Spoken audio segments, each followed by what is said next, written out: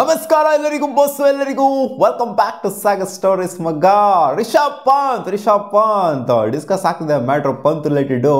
ಇವ್ರು ಹೇಳೋದು ನಿಜ ಅಥವಾ ಡೆಲ್ಲಿ ಕ್ಯಾಪಿಟಲ್ಸ್ ಹೇಳೋದು ನಿಜನಾ ಅನ್ನೋ ಥರ ಆಗಿದೆ ಇವಾಗ. ರಿಷಬ್ ಪಂತ್ನ ಆಕ್ಷನ್ಗೆ ಬಿಟ್ಟಿದಂತೂ ಆಯಿತು ಡೆಲ್ಲಿ ಕ್ಯಾಪಿಟಲ್ಸು. ಆಕ್ಷನ್ ಮುಗಿದಿದ್ದು ಆಯಿತು. ಲಕ್ನೋ ಸೂಪರ್ ಜೈಂಟ್ಸ್ಗೆ ಹಿಸ್ಟಾರಿಕ್ ದಾಖಲೆಯ ಮಟ್ಟಕ್ಕೆ 27 ಕೋಟಿ ಡೈರೆಕ್ಟ್ ಬಿಡ್ ಸೆಟ್ ಮಾಡಿಬಿಟ್ರು ಲಕ್ನೋ ಸೂಪರ್ ಜೈಂಟ್ಸ್ ಅವರು. 27 ಕೋಟಿಗೆ ಅವರು ಲಕ್ನೋ ಸೂಪರ್ ಜೈಂಟ್ಸ್ ತಲುಪಿದ್ದು ಕೂಡ ಆಯಿತು. ಬಟ್ ಆಕ್ಷನ್ ಎಲ್ಲ ಮುಗಿದಾದ್ಮೇಲೆ ಒಂದು ಕ್ಲಾರಿಟಿನ ಕೂಡ ಕೊಟ್ಟಿದ್ರು ರಿಷಬ್ ಪಂತ್ ಅವರು ಒಂದು ಟ್ವೀಟ್ ಮೂಲಕ. ಇಟ್ಸ್ ನಾಟ್ ಆಲ್ ಅಬೌಟ್ ಮನಿ. ನಾನು ದುಡ್ಡಿಗೋಸ್ಕರ ಆಕ್ಷನ್ಗೆ ಬಂದಿಲ್ಲ, ದುಡ್ಡಿನ ಹೊರತಾಗಿ ಬೇರೆ ಏನೋ ಆಗಿದೆ, ಅದಕ್ಕೋಸ್ಕರ ನಾನು ಬಂದಿದ್ದೀನಿ ಆಕ್ಷನ್ಗೆ ಅಂತ ಒಂದು ಮಾತನ್ನ ಟ್ವೀಟ್ ಮೂಲಕ ಅವರ ಫ್ಯಾನ್ಸ್ಗಳಿಗೆ ಹೇಳಿದ್ರು. ಆ್ಯಂಡ್ ನೋಡ್ಬಿಟ್ಟು ಎಲ್ಲರಿಗೂ ಒಂಥರ ಕ್ವಶನ್ ಬಂದಿದ್ದು, ಏನಕ್ಕೆ ಗುರು ದುಡ್ಡಿಗೋಸ್ಕರ ಬಂದಿದ್ದಾರಾ, ಏನಕ್ಕೆ ಬಂದು ನಮ್ಗೆ ಕ್ಲಾರಿಟಿನೇ ಸಿಗ್ತಾ ಇಲ್ಲ. ರಿಷಬ್ ಪಂತ್ ಹೇಳ್ತಾರೆ ದುಡ್ಡಿಗೋಸ್ಕರ ಬಂದಿಲ್ಲ ಅಂತ, ಏನಕ್ಕೆ ಆಕ್ಷನ್ಗೆ ಬಂದರು ಮತ್ತೆ ಅಂತ ಎಲ್ಲರಿಗೂ ಒಂದು ಕ್ವಶನ್ ಇನ್ನೂ ಸಹ ಇತ್ತು. ಬಟ್ ಇವಾಗ ಡೆಲ್ಲಿ ಕ್ಯಾಪಿಟಲ್ಸ್ ಓಪನ್ ಅಪ್ ಆಗಿದ್ದಾರೆ. ಡೆಲ್ಲಿ ಕ್ಯಾಪಿಟಲ್ಸ್ ಏನಕ್ಕೆ ಬಿಟ್ಟರು ರಿಷಬ್ ಪಂತ್ನ ಅಂತ ಅವರ ಹೆಡ್ ಕೋಚು ಬದಾನಿ ಅವರು ಮಾತಾಡಿದ್ದಾರೆ. ಸೊ ಬದಾನಿ ಅವರು ಹೇಳೋ ಪ್ರಕಾರ ರಿಷಬ್ ಪಂತ್ ಅವ್ರನ್ನ ಇವ್ರು ರಿಟೈನ್ ಮಾಡ್ಕೋಬೇಕು ಅಂತ ಅನ್ಕೊಂಡಿದ್ರಂತೆ. ಡೆಲ್ಲಿ ಕ್ಯಾಪಿಟಲ್ಸ್ ಯಾವುದೇ ಕಾರಣಕ್ಕೂ ಕೂಡ ರಿಷಬ್ ಪಂತ್ನ ಬಿಡಬೇಕು ಅಂತ ಒಂದ್ಸಲನೂ ಕೂಡ ಅನ್ಕೊಂಡೇ ಇಲ್ವಂತೆ. ರಿಷಬ್ ಪಂತ್ ಅವ್ರನ್ನ ನನ್ನ ಮಾರ್ಕೆಟ್ನ ನಾನು ಟೆಸ್ಟ್ ಮಾಡಬೇಕು ಅಂತ ಆಕ್ಷನ್ಗೆ ಹೋದ್ರು. ನನ್ನ ಮಾರ್ಕೆಟ್ ವ್ಯಾಲ್ಯೂ ಏನಿದೆ ಅಂತ ನಾನು ಟೆಸ್ಟ್ ಮಾಡಬೇಕು ಅಂತ ಆಕ್ಷನ್ಗೆ ಹೋದ್ರು ಅಂತ ಬದಾನಿ ಅವ್ರನ್ನೇ ಹೇಳಿದ್ದಾರೆ. ಆ್ಯಂಡ್ ಇದು ಸುಳ್ಳು ಅಂತ ನಿಜ ಅನ್ಸೋದಿಲ್ಲ. ರಿಷಬ್ ಪಂತ್ ಅವರೇ ಹೇಳೋದು ಸುಳ್ಳು ಅಂತ ಅನಿಸ್ಬಿಡುತ್ತೆ ಒಂದೊಂದು ಫೈಟಲ್ಲಿ. ಯಾಕೆಂದರೆ ರಿಷಬ್ ಪಂತ್ ಅವರು ಆಕ್ಷನ್ಗಿನ ಮುಂಚೆ ಒಂದು ತಿಂಗಳು ಅಥವಾ ಒಂದೂವರೆ ತಿಂಗಳು ಹಿಂದೆ ಅವರೊಂದು ಟ್ವೀಟ್ನ ಮಾಡಿದ್ರು. ನಾನು ಆಕ್ಷನ್ಗೆ ಬಂದೆ ಅಂತಂದರೆ ನನಗೆ ಎಷ್ಟು ದುಡ್ಡು ಸಿಗುತ್ತೆ ಅನ್ನೋ ಥರ, ಎಷ್ಟಕ್ಕೆ ಹೋಗ್ಬೋದು ನಾನು ಅನ್ನೋ ಥರ ಒಂದು ಟ್ವೀಟ್ನ ಕೂಡ ಮಾಡಿದರು. ಸೊ ಇದು ತೋರಿಸುತ್ತೆ ಇಲ್ಲಿ ಹೇಳ್ತಿರೋದಕ್ಕೂ ಜೊತೆಗೆ ಬದಾನಿ ಅವ್ರು ಹೇಳ್ತಾ ಇರೋದಕ್ಕೂ ಒಂದು ರೇಂಜಿಗೆ ಮ್ಯಾಚ್ ಆಗುತ್ತೆ. ಮಾರ್ಕೆಟ್ ಪ್ರೈಸ್ ಅವ್ರು ಟೆಸ್ಟ್ ಮಾಡೋದಕ್ಕೋಸ್ಕರ ಆ ಟ್ವೀಟ್ನ ಮಾಡಿದ್ರು, ಫ್ಯಾನ್ಸ್ಗಳೆಲ್ಲ ಏನೇನು ಆಗ್ತಾರೆ ಅಂತ.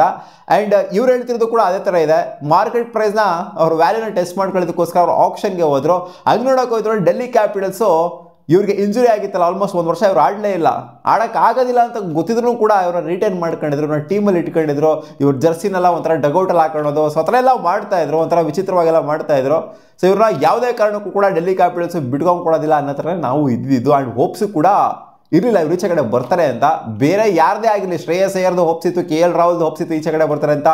ಬಟ್ ಆಕ್ಷನ್ ಅದೇ ರಿಟೆನ್ಷನ್ಗಿನ್ನ ಹಿಂದಿನ ದಿನ ಒಂಚೂರು ಮಾಹಿತಿ ಬಂದಿದೆ ಅಷ್ಟೇ ನಮಗೆ, ಈಚೆ ಕಡೆ ಬಿಟ್ಟಿದ್ದಾರೆ ಇವರು ಅಂತ.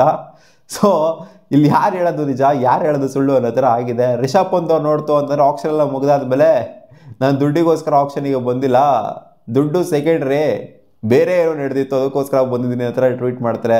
ಆ್ಯಂಡ್ ಅವರೇ ಆಕ್ಷನ್ಗಿನ್ನ ಮುಂಚೆ ಎಷ್ಟು ವ್ಯಾಲ್ಯೂಗೆ ಹೋಗ್ಬೋದು ನಾನು ಆಕ್ಷನ್ಗೆ ಬಂದರು ಅಂತಂದರೆ ಅದನ್ನು ಟ್ವೀಟ್ ಮಾಡ್ತಾರೆ. ಆ್ಯಂಡ್ ಬಸಾನಿ ಅವ್ರು ಹೇಳ್ತಾರೆ ಅವ್ರು ದುಡ್ಡಿಗೋಸ್ಕರನೇ ಹೋಗಿರೋದು, ನನ್ನ ವ್ಯಾಲ್ಯೂ ಸಿಕ್ಕಾಪಟ್ಟೆ ಜಾಸ್ತಿನೇ ಇದೆ, ಮಾರ್ಕೆಟ್ ವ್ಯಾಲ್ಯೂ ಎಷ್ಟು ಅಂತ ನಾನು ಟೆಸ್ಟ್ ಮಾಡ್ಕೊತೀನಿ.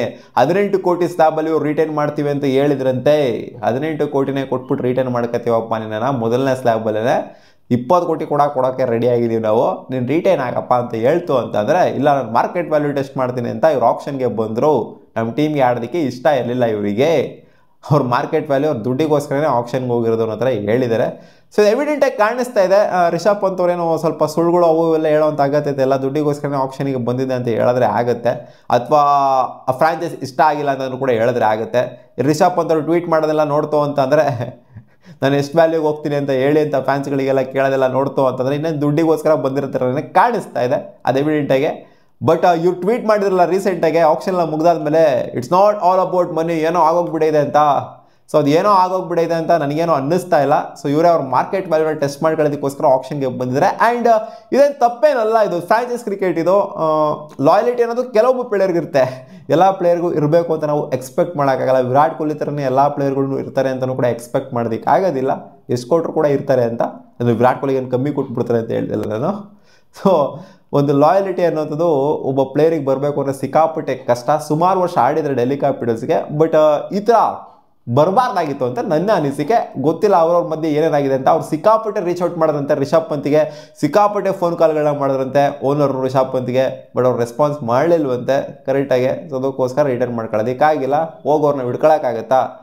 ಫ್ರಾಂಚೈಸ್ ಮಧ್ಯ ಜೊತೆಗೆ ಪ್ಲೇಯರ್ ಮಧ್ಯ ಅದು ಬಾಂಡ್ ಇರಬೇಕು, ಇಬ್ಬರು ಕೂಡ ಅಗ್ರಿ ಮಾಡಬೇಕು ರಿಟರ್ನ್ ಮಾಡ್ಕೋಬೇಕು ಅಂದರೆ. ಇಲ್ಲಿ ಒಬ್ಬರು ಅಗ್ರಿ ಮಾಡೋದಲ್ಲ, ಫ್ರಾಂಚೈಸ್ ಅಗ್ರಿ ಮಾಡೋದಲ್ಲ, ರಿಷಬ್ ಪಂತ್ ಕೂಡ ಅಗ್ರಿ ಮಾಡಬೇಕು. ಸೊ ಓವರ್ ಆಲ್ ಸೀನ್ನ ನೋಡ್ತು ಅಂತಂದರೆ ಅವ್ರು ಮಾರ್ಕೆಟ್ ವ್ಯಾಲ್ಯೂನ ಟೆಸ್ಟ್ ಮಾಡ್ಕೊಳ್ಳೋದಕ್ಕೆ ಅವರು ಆ್ಯಕ್ಚುಲಾಗಿ ಆಕ್ಷನ್ಗೆ ಬಂದಿದ್ದಾರೆ. ಇದು ಎವಿಡೆಂಟಾಗಿ ಕಾಣಿಸ್ತಾ ಇದೆ. ಜಾಸ್ತಿಗೆ ಹೋಗ್ತೀನಿ ಗುರು ನಾನಿನ ಅಂತ ಆಕ್ಷನ್ಗೆ ಬಂದಿದ್ದಾರೆ. So simple as that. ಅವ್ರು ಅಷ್ಟೊಂದೆಲ್ಲ ಮರ್ಯಾದೆ ಎಲ್ಲ ಕೊಟ್ಟಿದ್ರು ರಿಷಬ್ ಪಂತ್ಗೆ. ಅವ್ರು ಇಂಜುರಿ ಆದಾಗ ಕೂಡ ರಿಟೈನ್ ಮಾಡ್ಕೊಂಡು ಎಲ್ಲ ಅವ್ರದ್ದು ಒಂಥರ ಜರ್ಸಿ ಎಲ್ಲ ತೊಗೊಂಬಂದು ಅವ್ರು ಮ್ಯಾಚ್ ಆಡ್ತಾ ಇಲ್ಲ ಅಂತ ಡಗೌಟಲ್ಲೆಲ್ಲ ನೇತಾಕಿದ್ರು ಅವ್ರ ಜರ್ಸಿನ. ಸೊ ಇದಕ್ಕಿಂತ ಇನ್ನೊಂದು ಫ್ರಾಂಚೈಸಿ ಮಾಡೋಕ್ಕಾಗತ್ತಾ ಒಬ್ಬ ಪ್ಲೇಯರ್ಗೆ, ಒಂದು ವರ್ಷ ಆಡೋಕ್ಕಾಗ್ತಿಲ್ಲ ಅಂದ್ರೆ ಅವ್ರ ಪ್ಲೇಯರ್ಗೆ ರಿಟೈರ್ ಮಾಡ್ಕೊಳ್ಳೋದಕ್ಕಿಂತ ಅವ್ರನ್ನ ಈಚೆ ಕಡೆ ಕಳಿಸ್ಬಿಟ್ಟು ಅವ್ನ ಅಜ್ಜಿ ಬೇಡಾಗು ರಿಷಬ್ ಪಂತ್ ಬೇರೆಯವ್ರನ್ನ ಹಾಕಂತೀವಿ ನಾವು ಆ ಥರನೇ ಮಾಡಿರ್ಬೋದಾಗಿತ್ತು. ಡೆಲ್ಲಿ ಕ್ಯಾಪಿಟಲ್ಸ್ ಮಾಡಂಗಿದ್ರೆ ಅವಾಗಲೇ ಮಾಡಿರ್ಬೋದಾಗಿತ್ತು, ಇವಾಗ ಮಾಡುವಂಥ ಅಗತ್ಯತೆ ಇರ್ತಿರ್ಲಿಲ್ಲ. ಸೊ ನಿಮಗೆ ಏನು ಅನ್ನಿಸ್ತಿದೆ ರಿಷಬ್ ಪಂತ್ ಅವರು ಮಾಡಿರೋದು? ಕಾಮೆಂಟ್ ಸೆಕ್ಷನ್ ಕಾಮೆಂಟ್ ಮಾಡಿ ತಿಳಿಸಿ. ಸಿಗೋಣ, ಬುವಾ.